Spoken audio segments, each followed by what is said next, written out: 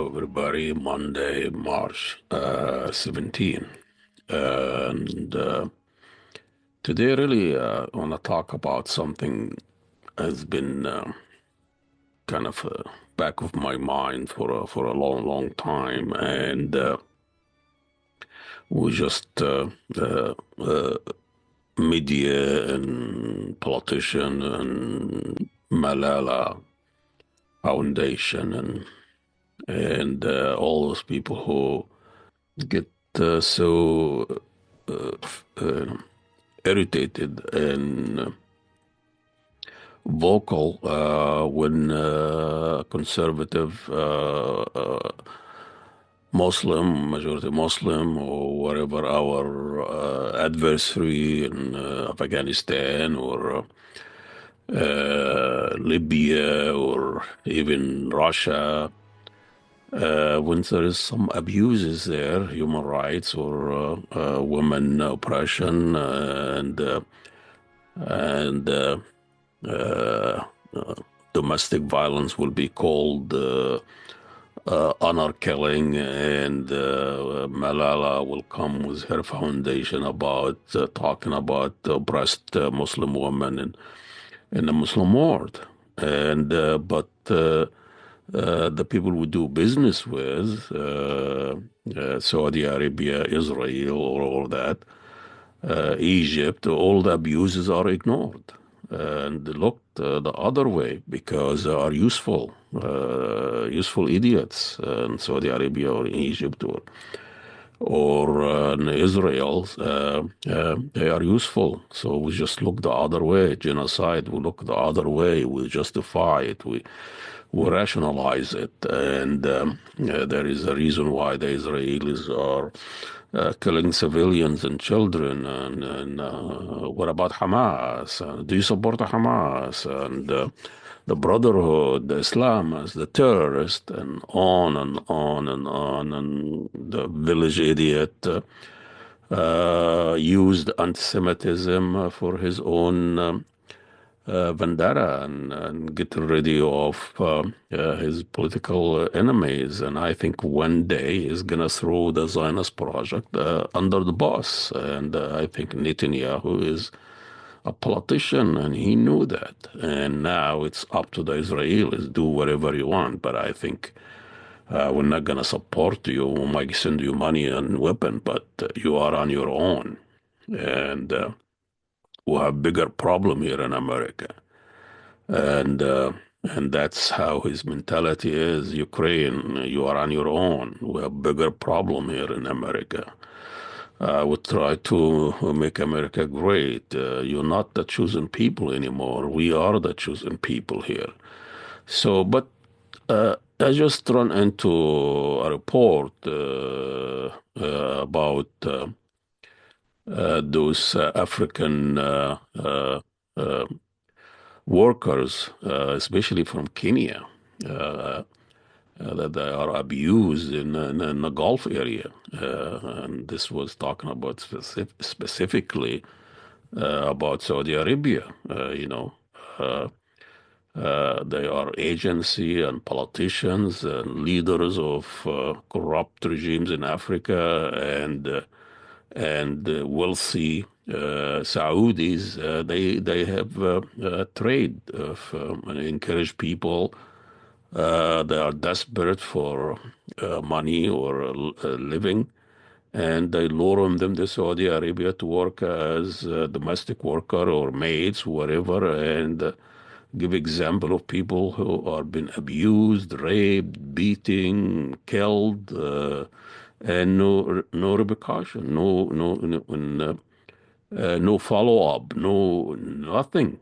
And they keep on dying. The headline is why maids keeps on dying in Saudi Arabia, and they really make an analogy,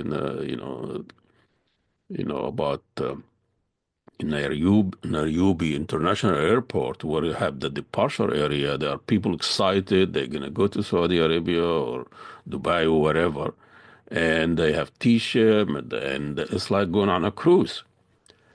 And their life is gonna change, and promises and agent, and gonna make their money of their life in Saudi Arabia. And then you go to the arriving place in the airport, it's a totally different story. People coming with horrible stories, and they just very contrast in the same airport.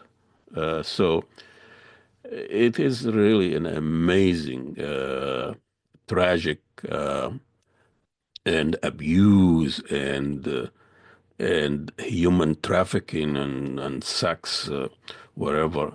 The media was just look the other way. They are just busy outlying a woman they've been that is been asked to put a hijab on, or a Talibani did this and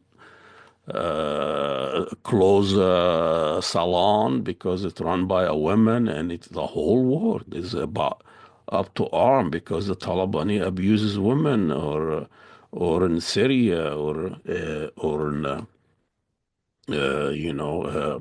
Palestine and Hamas, and all this. Even Hamas is it is the only Arab governing that has been elected fairly, and and they terrorists and arresting people in colleges and students because they support terrorist organization.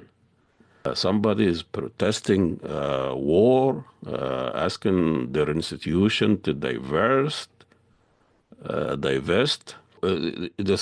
woman, the African woman that have been abused in Saudi Arabia by hundreds, and nobody's talking about this. And as long as bin Salman opened the market, the oil is coming pouring, and normalizing with the Israelis and financing wars all over the area. He can abuse women, he can abuse politicians, he can kill Khashoggi and cut him to pieces with a saw, and it's okay. And as long as he's investing trillions of dollars, billions of dollars in American banks, he is okay.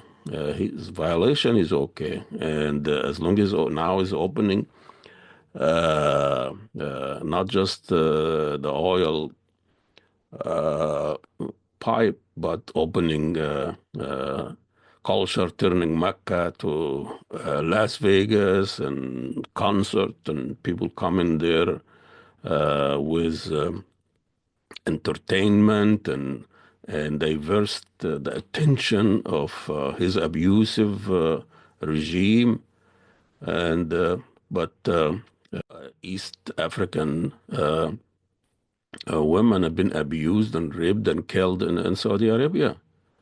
And official, of course, they cannot do this without the cooperation between corrupt official and East Africa places and the people in Saudi Arabia.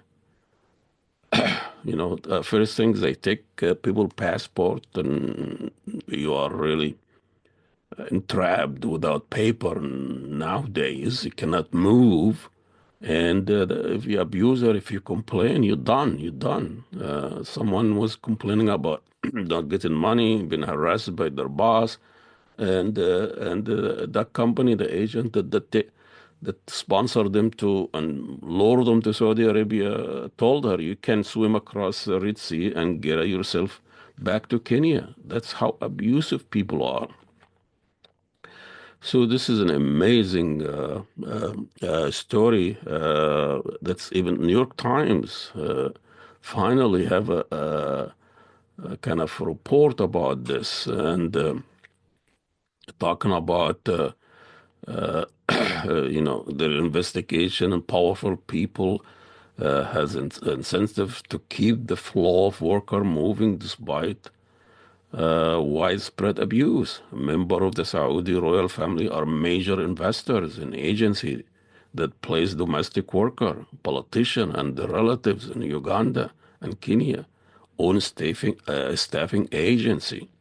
So it's a major web of people desperate for money, desperate to make a living, and we go there and destroy the livelihood of countries and steal their resources and become desperate to live there, support their corrupt official, and people want to leave, want to change, and we accuse them illegal immigrants or let them go to be abused in a country like Saudi Arabia.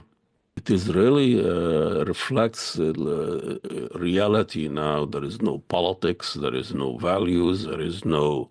It's all about money, selling and buying, and using your physical hard power to get ahead. So. I'm just, I don't know how far would that go. I'm just trying to bring attention to all these women that have been trapped and staying in Saudi Arabia against their will, and they've been abused, and nobody talks about it. Of course, the fact they're African, the fact that they are blacks, the fact they are from corrupt countries, the fact they are from desperate countries, nobody pay attention. It's not going to bring advertisement to media. It's not going to bring policy changing. You're not going to benefit from supporting this or adapting this, and the abuse keeps on going, keeps on going. And then the official, of course, in Saudi Arabia, they're not even been investigated. And ask questions and press conference and all of that and put in a circus about uh, abused African women in Saudi Arabia. Like if was in a country that we have a bandera with, like Iran or Afghanistan or Libya or Syria, and you will see a jump over it. Minority in Syria, the Druze and the Christian in Syria have been abused, and white in South Africa has been abused, and their land's been stolen, like Elon Musk is now he's South Africa born waging this war about things unfounded. There's no report saying that white in South Africa are abused, or they still, 7% of South Africa, they own 80% of the wealth and land and all of this. And mosques, they've been abused, and their land is taken away from them forcefully, and they ask people to come here to United States. This is Afrikaners,